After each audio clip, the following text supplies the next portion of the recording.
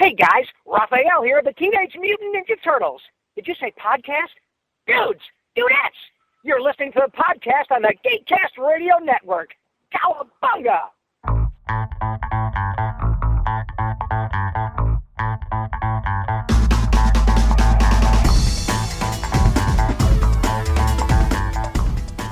Hello and welcome to episode 196 of the Cinema Geeks. I am one of your Cinema Geeks, OptimusSolo, and joining me once again for our Turtles series is MovieRevolt. Dan, hello. Hello, how are you? Not too bad, and we are just chugging right along through the Turtles franchise of movies. We've already covered all three original live-action films, as well as the first animated film from 2007. So 4 episodes down, this is episode 5, and we are going to be talking about the 2009 television film, Turtles Forever. So Dan, let's set the stage a little bit like we have with all the other episodes. What was your experience with Turtles Forever prior to this, and what were your thoughts going into it?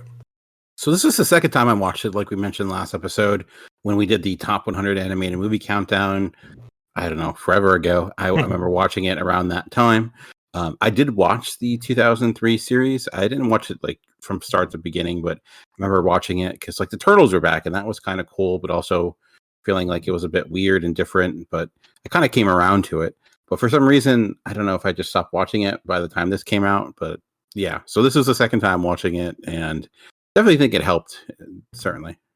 Yeah, I remember watching this. I was not someone who watched a lot of the 2003 series. I mean, I knew it existed, and I may have stopped in here and there, but it wasn't a series that I was watching at the time. I was like a junior or senior in college, and I was changing majors and adding minors and just super busy with school.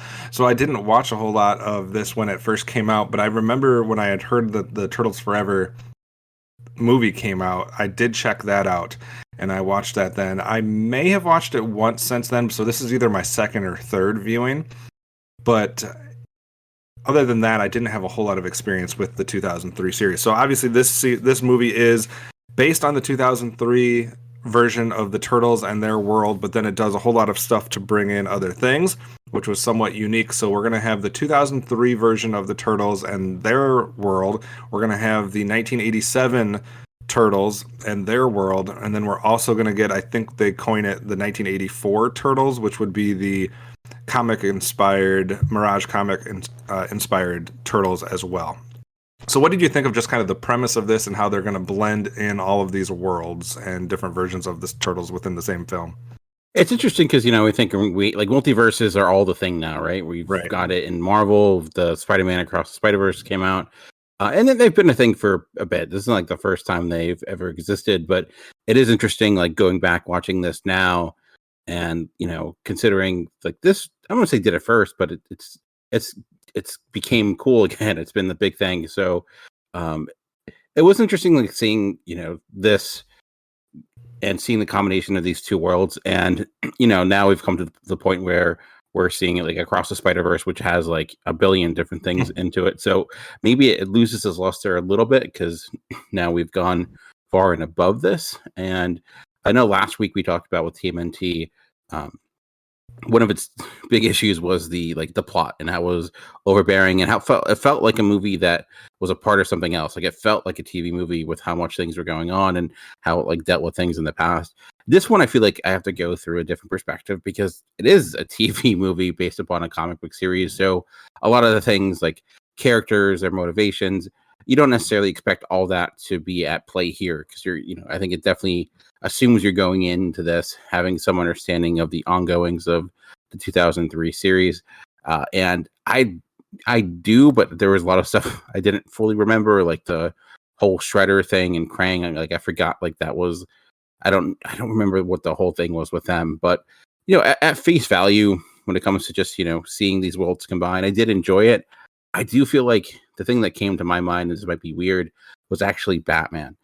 By that, I mean, when in the 1980s, we saw like Batman kind of get returned with Dark Knight Returns, the Batman movie, to like a darker sensibility. And a lot of people started to reject the Adam West 60s Batman and like really hate that and feel like it almost ruined Batman. And I feel like it's a similar vibe with this, where it feels like the people making this really did not like the tone of the 80s cartoon and really set off to basically tell about how bad it was, because it did basically blatantly make fun of that cartoon from start to finish for the most part. So, as someone who grew up with that, it was like, okay, I think we're taking it a little bit too far here and there. You got to make fun of the blimp. That's a little bit too much. But outside of that, I did enjoy it. It was easy to follow. I did like the ambition of it. A lot of great references, So, and the animation, for a TV movie of that time, I thought was pretty solid. But how about yourself? Well, so for me, and I think it's smart that you bring up a couple of those things, especially the Into the Spider-Verse, because it's hard not to think of that when you're watching this film and seeing what they did here. I don't know, you're probably more well-versed on some of the comic book television series and DC and Marvel properties that have happened throughout the years. My history with cartoons is very much like everything except for that. So I don't have a lot of experience with that. But for me, this is something that I had never seen before as far as blending multiple television cartoons and their universes into one movie or TV special or anything like that. Like, I had never seen that done for cartoons, unless I'm just blanking on what else has done that.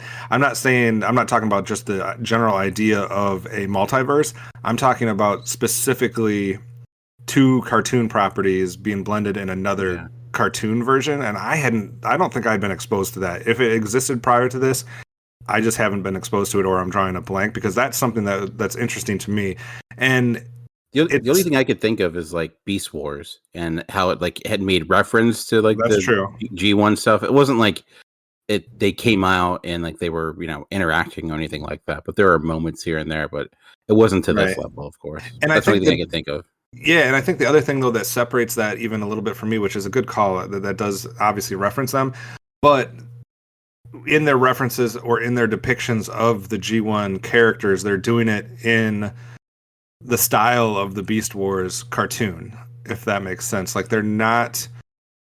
True. Like, this one has like specific, like it's like it's pulling the other animation style and dropping it in here. It's pulling like some of that stuff, and it's a situation where you're having multiple of the same character in a way, and so that was something that was new for me. And obviously there wasn't a lot of opportunities prior to this to probably do that, because it's not until the late 90s or really into the 2000s where we have stuff being rebooted that would give that opportunity to the extent that we've had it, for the last 20, 25 years.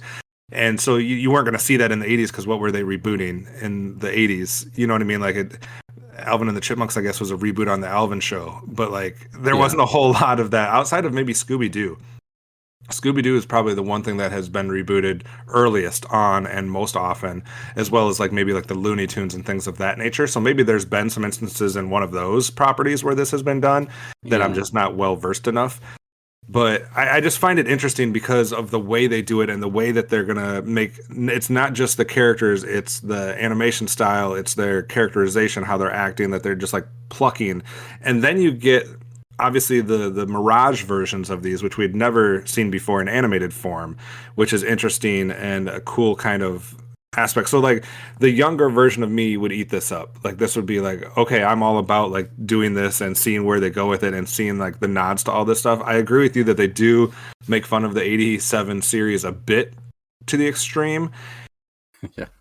But if you're just kind of trying to like not as much pay attention or take that personal, I think it's still fun to see the different interactions and stuff like that. So we're going to see, I mean, it's not nearly as convoluted as the last movie we covered as far as the plot goes, but there is going to be a little bit of interweaving because we are taking three different worlds and blending them and having different characters involved, whether it be, we see different versions of Casey Jones, April O'Neil, Krang, Shredder, Splinter, some of them just one version, some of them two, some of, with the Turtles we see three different versions, obviously. So it's an interesting way that they're trying to blend that from a storytelling standpoint, and I think they did an adequate job. I didn't really have a problem with the story as much, because I'm just kind of along for the ride and seeing how they're going to interact, what they're going to like bring up, like you said, with the blimp. And they're just different aspects that they're showing in some of the different universes that just kind of make it an entertaining ride, regardless of the story that's being told in a way. But at the same time, I don't feel it was nearly as convoluted as TMNT from 2007.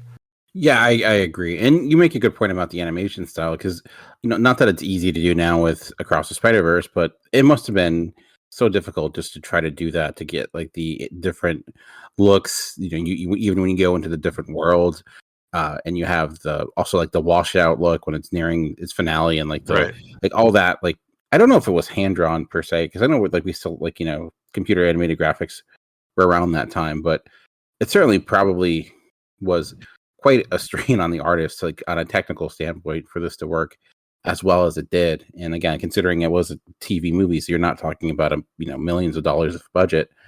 It was impressive on that end. But yeah, the plot it isn't nearly as convoluted. It's pretty straightforward. Like I like how it doesn't try to overly explain it, and we kind of just jump into it right from the beginning. Even the way like they introduced the new Turtles, I thought was like pretty effectively done, especially if you were just turning on the TV, knew nothing about it. Like how that must have been mind-boggling. Like, wait, hold on, what's happening? That I unfortunately didn't experience that like you, but that would have been really cool. The other thing so the animation doesn't throw me off. Seeing the different styles interacting with each other didn't throw me off. I thought, there's a chance that would do something like that when you're seeing those blend. Like we've seen that done very poorly in other properties or other movies or TV shows where they're just blending CGI and live action. Oh yeah, where it's really throws you off. And I don't think we got that. It seemed like it was fairly fluid and seamless in this. But I'm curious, because we're having 3 different versions of some of these characters, we're also getting 3 different sets of voices for the most part. And this was a 4Kids Entertainment, was the production company. It was Mirage Studios and 4Kids Entertainment. 4Kids Entertainment is not a union company, so that disqualified them from using any of the original 1987 voice actors who are all union. And it also, there was some stuff that they couldn't do music-wise and things of that nature. Did it throw you off at all to see the 1987 versions of these characters and then some of them sounding nothing alike as far as their original voice actors? It didn't this time because it's been such a long time since I've watched the 80s series. Like I know and the first time I watched it did because they don't sound anything like them, and especially now since we have like the newer series where some of the voice actors have returned. But yeah, I didn't really notice it too much. It didn't really throw me off a huge amount, but like it did seem like all the 80s Turtles did pretty much sound very much the same outside of Donatello, but they all felt like they spoke with one voice. Yeah, I can totally see that. It threw me off just because I'm so well aware of those voice actors. Like Rob Paulsen is one of the most iconic voice actors of our generation, and the other ones that are involved in that, Townsend Coleman, and I'm not going to name them all, but they're just like ingrained in me. So when I heard this, and I guess that was something that I had forgotten. So I had seen this at least, like I said, once or twice, and I forgot that they didn't use the same voices. So when I was watching this, I'm like, oh yeah, they're going to have the 87 characters in here, and my mind just said, and it's going to be the same voices because, like you said, they've been doing that recently. Yeah. So I was just expecting it, and so when I didn't hear it this time, and I had forgotten that was a thing, it did throw me off a little bit. I was like, wait a second, they didn't use that? So it did throw me off a little bit with that. As far as what was your take on or reaction to the Mirage universe and that 1984 set of characters? Do you think they did a good job of kind of taking those comic versions and bringing them into an animated world, or how did you think all that worked? Yeah, I thought that looked great. I loved how they even took dialogue from the actual original comic as well and utilized it, like doing the narration. I thought that was effectively done. I also thought it was interesting because how the 2003 thought the 80s version was too corny, and then they thought that the 2003 didn't go hard enough either. So it was like, I thought that was kind of a nice little nod. But I thought they looked good. Like the black and white world, I think was effectively done. And I thought the voice acting for those characters seemed to fit quite well. Even, and speaking of voice acting, I meant to bring it up though. Mentioned how like the voices were different. I will say the guy doing Shredder, like I could have sworn, was, I can't think of the actor's name. He plays Uncle Phil on French Prince. I thought it was the same guy. Like honestly, I thought his voice was the closest. But no, I thought the Mirage world, like each world, I thought was pretty well represented. Even the 87 world, like it felt very distinct, and I thought the transition from one world to the next was done quite well. Yeah, I agree with that, and I agree that the Shredder voice didn't nearly throw me off as much as some of the Turtles, just because of who I was expecting. But I think another thing is the 84 was interesting because we obviously didn't have anything to um, base it off of. We didn't have anything to compare it to, so it was interesting seeing that. And we had Jason Griffith, Sean Schemmel, and let's see, Clay Adams, and there's somebody else that did the 1984 versions. Was all pretty interested. James Avery, I think, is the character or is the actor we're thinking about for Shredder in the original one. He played the Fresh Prince guy. So I think it was interesting seeing that, and obviously since you don't have anything to compare it to, the voices sound pretty good. I loved the animation style, and I also loved that we have the dynamic there that we're going to have the 87 Turtles who are being mocked, who are being made, that you can't take them seriously. It's all about jokes, especially when they are talking about the 1987 Shredder. Like he just gets lambasted in this movie altogether. But so we have these like 2003 set of characters who are acting like they're the much more mature, much more advanced, much more whatever. And it's funny that then you kind of get that flip because then you have the Mirage characters who are even more mature, who are even more serious and kind of badass. So I kind of liked how that happened. I guess for me, if I had a minor nitpick like what you were kind of alluding to, I think they could have toned down how silly they were making the 1987s just a little bit. Like I get that it's a sillier, more fun, comical, humor-driven cartoon, and you can touch on that. I think some of it went a little bit far. Like if it had just been like one of the jokes I really loved, or one of the bits that I really loved was in the 1987 cartoon. They really spent a lot of time of breaking the fourth wall and talking to the camera and things of that nature. So when they pointed that out in this one, like that was cool. That was funny. It was clever. Like I think the one character was like, "Who are you talking to? Why do you keep doing that? There's nobody out there." Yeah. So like those are the types of jokes that I would have been more happy with if we had just kept it to that. I mean, you can mention that they're comedic and whatnot, but like I said, I think it took a little bit too much out on the 1987 cartoon, regardless of what the tone of that cartoon was. It doesn't necessarily mean it was bad just because it was comedic or humorous. So that was maybe my most minor nitpick. As far as go ahead. I was gonna say the one thing I did like was that like Doc Sheen that day, and of course he had the the exploding ninja star that so it felt like if you're gonna keep anyone competent, at least they kept Donatello, and maybe it's because he's my favorite that I was okay with that. But yeah, I did not know that he was your favorite. I mean, I guess I kind of could have put two and two together because we have talked about him quite a bit, but yeah, I still think, I don't know, I go back and forth. I know as a kid I really liked Leonardo and Michelangelo, but then with the live action film I kind of liked Raphael, even though he was kind of a loose cannon. Donatello kind of was not as like we talked about in that first live action film, really took a backseat, it felt like. But then in what we've seen since then, he's definitely come back around, and I like all of them in different ways, so it's hard to pick a favorite for me. Understandable. As far as the rest of the story, any comments as far as how this whole thing went, people they included, people they didn't include, or kind of how it all resolved itself? No, I definitely think like it's hard to watch this if you have not watched the 2003 series. I think you'll be very lost. Even I was a little bit like, because I didn't remember why Shredder was gone. Like some of the purple dragons and things, like some of that, like I would definitely need to refresh and remember. Yeah. But the story itself is simple enough. Shredder wants to destroy the world, and that's or I guess at all the worlds technically.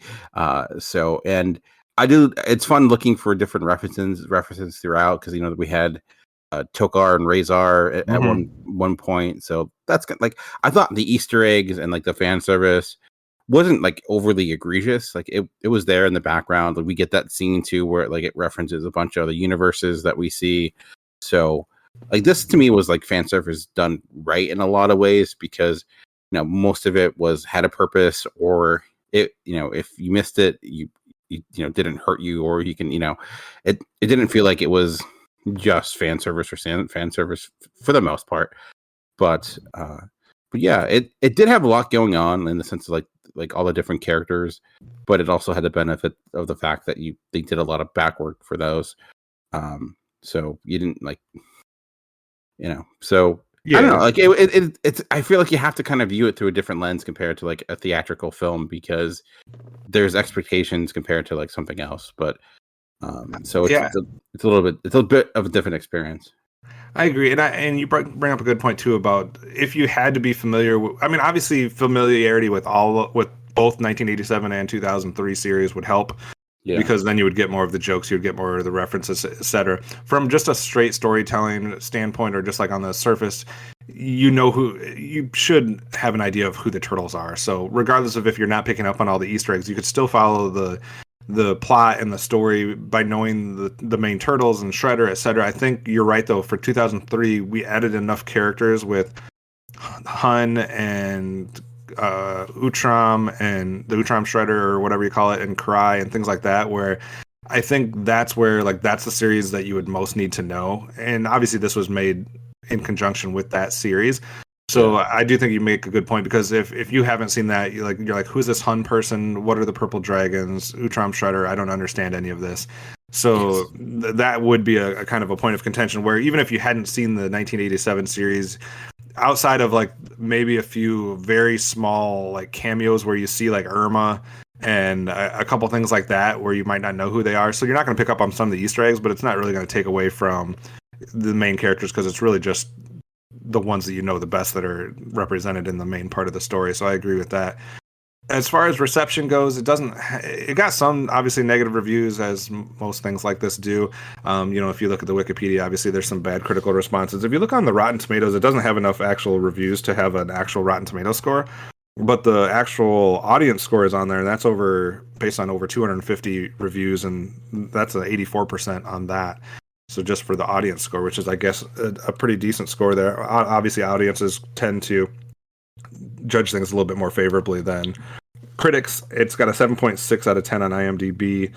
So mixed reviews, depending on if it's critics or audiences or fans. Where do you think this kind of stacks up? Obviously, you said you're viewing it through a different lens. It's the first property that we've covered that's more of a made-for-TV film versus a theatrical film. So obviously that entails some different aspects to it. But as far as just your overall enjoyment, and if you think it succeeded in what it was trying to do, where do you think this kind of stacks up with the ones we've covered so far? So I think this is destined to be, or designed to be, a movie that celebrates the history of the Turtles from the beginning till the end of, not the end, but to the point that they were when this was made. I think it's successful in that, for the most part. I even if it makes fun of itself a little bit too much. It's hard to compare it, honestly, because it's like comparing like a TV show to a movie.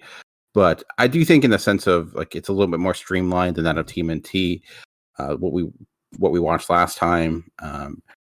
It's more of a gimmick compared to like the other films, though, like that I think rest more on great stories and great character moments. This, to me, doesn't have many of those. It's, like I said, it's a celebration. It's here to have fun. It's successful.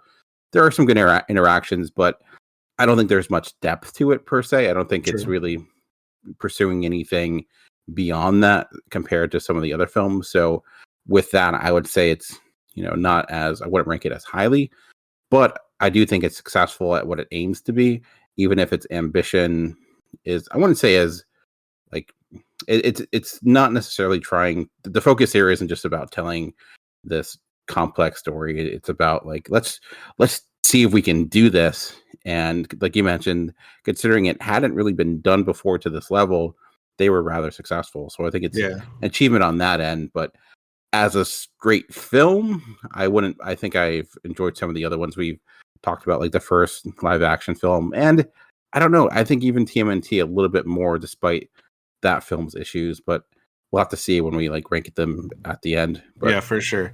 I think right now, out of the animated versions, I would prefer to watch this again than TMNT 2007, but that doesn't necessarily make one better than the other. If it's just which one I would prefer to watch again. So when it comes to that, this one almost reminds me of how like a show, it's not exactly, this is not an exact comparison here or a good analogy, but it's like when you're watching a series, and then whether it be live action, cartoon, whatever, a sitcom maybe, and then they have like an episode towards the end of a season or towards the end of a series that kind of like calls back on everything.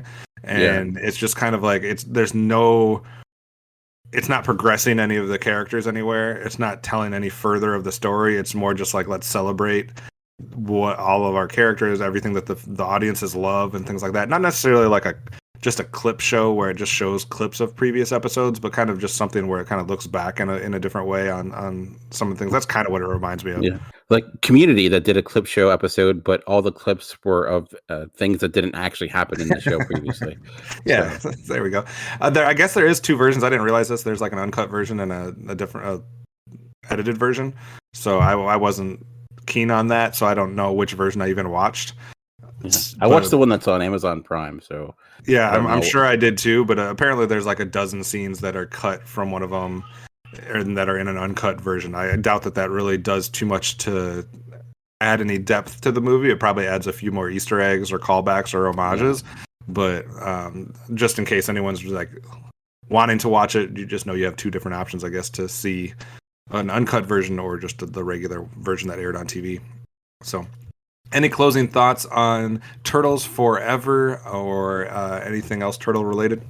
No, like the way I look at it is if this movie was the end of the Turtles franchise, I think it would be a fitting end because it does wrap up or I agree. Kind of celebrate everything. Luckily, it wasn't the end as we're doing this podcast is evidence of that. But yeah, so I'm glad I watched it. And it does have me intrigued to go back and rewatch that 2003 cartoon. If it was only streaming anywhere, which is the thing I'm finding an issue with a lot of the TMNT cartoons, it's like it's hard to really find them on any platforms. But that's for another day. So yeah, right, totally agree. And just so you know, it is a sign here. I was at Target yesterday, and they do have the toys out now for the movie that's coming out this year. So it was interesting. I was walking by the aisles, and it was two end caps of aisles right in a row, and one of them was all toys for the new Transformers movie, and the next one was all toys for the new Turtles movie. And I was like, I think I just traveled back in time. I almost stopped to take a picture, but there was like too many people walking back and forth, and I was like, well, that's kind of creepy. I don't want to take any pictures of anybody. But just because of how close the two sets of toys were, it was kind of interesting. So next time that we cover a film for the Turtles series here on Cinema Geeks, we're going to go back to the live action world, I believe, if I have my movies right. I believe the next one is going to be the 2014 Teenage Mutant Ninja Turtles. I will have to double check because there's some other ones that we're covering here and there, but I think we're going back to some live action next time. So how many times have you seen that 2014 Jonathan Liebesman superhero film? I had to say that because it's not Michael Bay, guys. I know it's always like because it was his production company, right? That's right. So once I think I've watched it one time, and I might have like seen it's been like on TV like here and there, but I've watched it once. So I'm interested to go back because like I remember not liking it all that much, and I remember there was like a lot of hate for that movie, but from the moment like the trailer dropped because people hated, we could talk about it more next time, but yeah, I think I've seen it once, so I'm really intrigued to go back to see what it's like, years later. I remember seeing it in the theater when it came out, and then I don't remember anything after. Like I don't believe I've ever seen it since, so it's going to be almost 10 years since I've seen it, so I'm interested to kind of go back with a older eyes and brain and try to revisit it, especially in the wake of what we've just watched for this series with just seeing all the other live action movies and some of the animated movies. I think it's going to be interesting to see that in a new lens, so to speak. So that's what we'll be covering next time here on the Cinema Geeks. If you want to keep in touch with us or other things that we have going on, Dan, what is your TikTok and other things that you want to share with people? You can find me on Comic Concierge on Instagram, on TikTok, on Twitter, if that still exists by the time this goes out, because it seems like it might not. So Comic Concierge, you can find me everywhere. All right, and if you want to stay tuned with anything else network-related, Geekcast Radio Network is the main hub there where you can find all kinds of different geek-related content from Mike, Steve, and everybody else involved. And you can also search out the Geek Showcase, which is my individual YouTube channel. I've just finished the Ultimate Saturday Morning cartoon lineup. I'm going to have a wrap-up episode that's revealing the themes for each hour that should be released here in probably at the same time that this comes out, if not a few days beforehand. So check that out, and I got some other cool things, hopefully, that you would enjoy coming out on that channel as well. So that does it for this episode of the Cinema Geeks. Tune in next time for another chance to listen to more Turtle Talk from Dan and I. Thanks.